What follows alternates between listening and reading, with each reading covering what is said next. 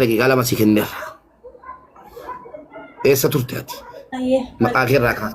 kan indah kan makangku kita kan dah jalan sama kan kita anu mana jalan tuh nama sani garu bakal terat degudat de kan terat degudat najma na gumma badiyat ko to ko besin terat degudat de yerod era dah garu biya kesan ma injiran ne chun dandama ogota era biya magara kesan tu والفاتو قالتهم يرودي إنك أنا يعني بيا براتو تمو نم تكو بقى ولا رجيتن جلا نم تكو مو واندنو ببرر سكتي تبي بيا براتو تمو نموتا يمبين نجلا جلا بيو مكيسا ولا رجتمو بيا براتو تياتي خنافي قافي كم براكم نجاتي تف أتي بيا براتو تي بيا لما لتتا مو بيو مكيسا تاجرتا سلوم ani biya kesan je biya sudin ture ogota era lagi beran semua kan walar gini man mayalat sebab mau kubasati أيه سبرنا نكنيتي قالتهم بيا سعودي عربية كسجلات تطلع كما قمتي دا يقول لي أجارو سينا وجتني أنا كقول اتكاب بيجرت له أنت لا أجارو تكو سميرا جلمتي أنا أرومو نافيرا بكتو كوتي أنا سبيا شمر بعد بكا قالتهم أوفسي أما قافين كينيا سورة كلا تومي ديارة دي ماجرا مبي قافا قبا مبي غافا أوبسي مبي غافا هندا چودا أكستر غافا نمبودا غرا كيتي مغرا أوبسي تيرو دربينو أوبسي ني مبي وجين يرون نفايا قبو والبيتيمو يرون نكاسي كنا والبيتيمو إرغن نفايا دابي أكستيي والبرتي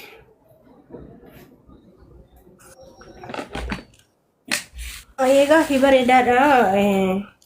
mbe durani mbe kwani nama tu na erge sababu madukuba sarati gwadde nyaru makin raddin shafi walina so na yero era tlembe ta messenger natti barrese video sanat terge ga fajal kaba so media tin sababu makkan kisa jiru jechu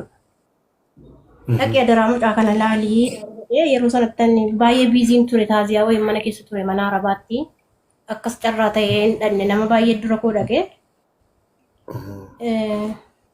guyyoota muraasaan booda akkas guyyaa 15 waan argee erga miidiyaatti ba'ee erga jarri koominiitii waraabanii dabarsanii boodan carraa argadhee dhaqee akkuma nama tokkotti gaafachuu dhaqe kan na erge garuu kan lakkoofsa naa kenne Nuraddiin Shaafiitii guyyaa sanatti. Thank you. Manuma yaalaatti Dattee barte gara laaftuu namaa obseenii ijoolleen tokko tokkos nutti himanii anis kanan beekurraa obsee gaafa Liibiyaa yeroo jennu obboleettiin keenya kuni haqa namaa dhossuun hin taatu amma gaa dhufeetanii waan lama wayii isinitti himaa. By the way tarii kan itti bultii kana kan itti haala galfattu rabbii siidhaaf gochuun mala. Obsee gaafa Liibiyaa ijoolleen sikkoo mandoo ijoolleen Jimmaa ijoolleen Oromoo kutaa 11 ijoolleen Lubbaabor obsee yoo dhiqqan beenne gaafa feesbuukii irratti ijoolleen 5 Liibiyaa keessatti nu jalaa qabamanu namni jalqaba kooyyuu sagalee ta'a ture isiidha garuu fuulaan baatee akkasitti teessee osoo hin taane gara feesbuukiitiin gara guruppii waatsaappii adda addaa hidhuutiin ijoolleen Liibiyaa keessa jiranu keessattuu maatiin obboleewwan keenya Aishaa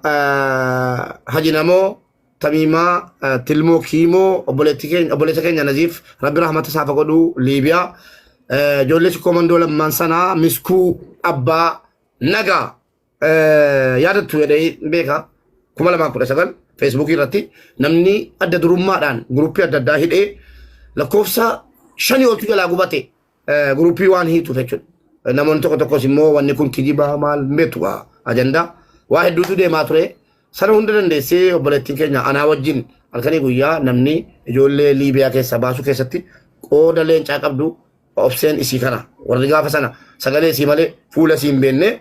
piroofaayilirallee quraana yookiin waa biraa kaatti malee footoo isii kaattee hin deemtu obseen gaafa Liibiyaa sana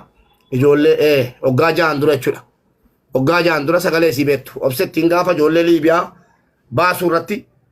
bu'aa turte guruppii keessatti isin hirmaachisaa turte akkaawuntii maatii irratti maallaqa akka galchitan kan eegaa turte modereetarri yeroo sana antanaa keessatti admiiniin obsee kana galatoomii akka jettanii mucaan kun jabduu intala akka taatee fi ilmoo namaati sagalee ta'uudha dubartii dhiira jechuu kan barbaachifne obseen ajaa'iba danuu hojjetti jedheen ergaa fuulaan ba'uu eegalte ajaa'iba danuu gara fuulduraattis hojjetti waan kana irratti jedheen abdii guddaa qabaa uummanni Oromoo hundi keessaniyyuu galatoomi jedhaanii warri gaafa sana immoo obseen kun eenyuun jedhaa turtani kunooti hadha isinii baateetti isiniin jedhaa guyyaan ga'ee jennaan